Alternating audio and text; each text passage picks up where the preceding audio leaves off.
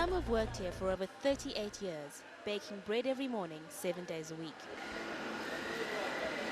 They have seen business rise and fall, and they all say economically, these past few years have been the worst.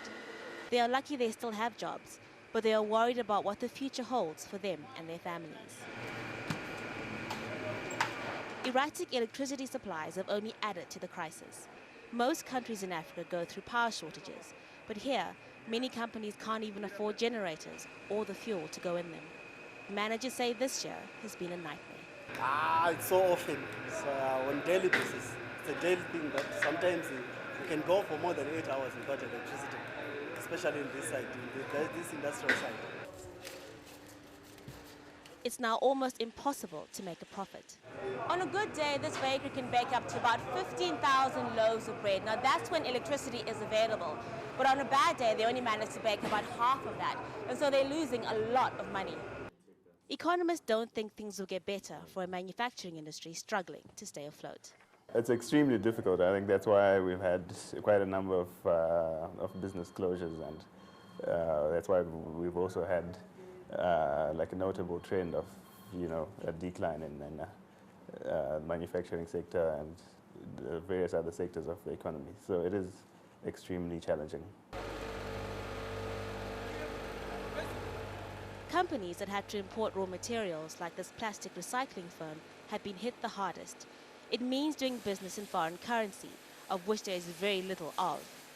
Even when the US dollar is available, banks never have the large amounts needed.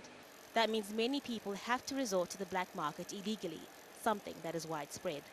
Unfortunately, the dollar never stays pegged at one figure in Zimbabwe. It changes value erratically, and that makes running a business a juggling act. The most difficult period is between Friday and Monday, because you might lose money over the weekend, because what you invoiced on Friday, by Monday you'd have lost a lot of money because of the movement in the US dollar. Foreign currency is also needed to repair or buy new equipment. Some of these machines have been here since the 1970s. They can no longer churn out the volumes they used to 30 years ago.